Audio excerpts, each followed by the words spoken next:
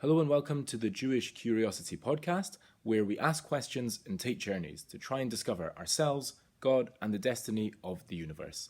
In this episode, we're in the midst of a journey to try and understand Pesach, and we'll be discussing what it means to be the nation of hiddenness. I hope you enjoy.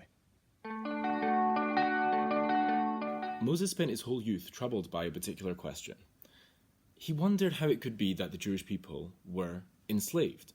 See, he had a particular insight into spirituality, and he could see the spiritual makeup of the Jewish people, and he could see that it was incompatible with the state of slavery. So how was it actually happening? How was it that the Jewish people were able to be enslaved? He couldn't make any sense of it.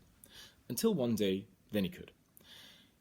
He went out the previous day to go and help out his Jewish brethren. He saw an Egyptian attacking one of the Jewish slaves, and in defense of the slave, he killed the Egyptian.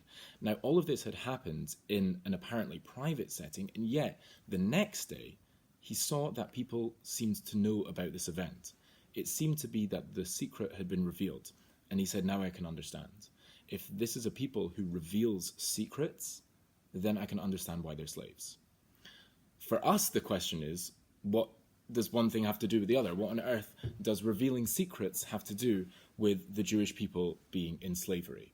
So in order to understand the answer to that, the foundation is understanding that we are the nation of hiddenness. A lot of people value publicity, public roles, public recognition for things that they do. We are the exact opposite of that. We value privacy, hiddenness, and concealment. How do we know such a thing? You only need to look at the greatest ever Jewish leader, who was Moses himself. What happened when God called him to the mantle of leadership? Moses spent 7 days trying to persuade him out of it, trying to talk him out of it, trying to say that this is not what you want from me. Yes, I do what I do, and I do good things, but public leadership, that's not what this is about. And eventually, indeed, he did concede, and he did take the job, as it were, because at the end of the day, what needs to be done. But in that interaction, we see where our values lie. Our values do not lie in seeking publicity, but rather our values lie in the private realm. Hidden worlds, building inside ourselves, and doing great things, but doing them in a hidden way as much as possible. So if I were to ask you, who have been some of the main Jewish heroes over the course of history, you might want to name some of the Nobel Prize winners, you might want to name some of the significant political figures, but the truth of the matter is you couldn't actually name a single one. Why is that? Because the sages say that in every generation there are 36 hidden tzaddikim, hidden righteous people, and it's in their merit the world keeps going. So basically, the most influential Jews of all time are completely invisible, and you don't know any of their names. Why is that? That is because they are living the life that we're really meant to live. The Jewish way is true greatness over superficial recognition. The Jewish way is hiddenness over publicity.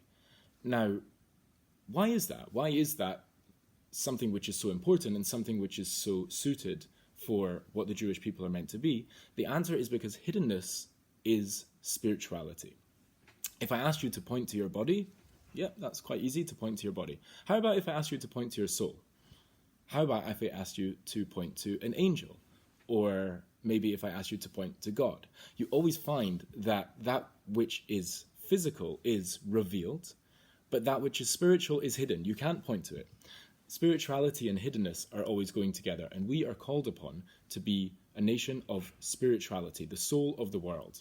And inasmuch as we're called to be a spiritual nation, we are therefore called upon to be a hidden nation.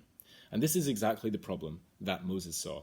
He saw us not being ourselves. He saw us revealing secrets, and in doing so, taking that which was hidden and putting it in the revealed realm, taking our spirituality and putting it out there into the physicality, acting in a physical way as opposed to a spiritual way, a revealed way as opposed to a hidden way. Now, the natural way of the world is for the spiritual to be above the physical. And if that were the case, if we were living up to who we were truly meant to be, we therefore wouldn't be able to be subjugated below others. We would be spiritual and we would be above. However, in Moses seeing that we were not acting spiritual anymore. We were not acting hidden, but rather we were acting physical and we were acting revealed. In that case, okay, you've come down into the physical realm and there are no further barriers to subjugation. Pesach is an amazing opportunity for us to get back in touch with ourselves. This is the time that the nation is reborn and there is spiritual energy flowing into the world. Let's grab hold of this spiritual energy and let's use it to be ourselves, to be hidden, to be spiritual, and to be true to who we really are. I hope you enjoyed that episode of the Jewish Curiosity podcast. If you want to find out more or check out more episodes, you can go to www.jewishcuriosity.com, or you can also find us on Spotify, Apple Podcasts, and YouTube. Have an amazing day and hope to see you next time.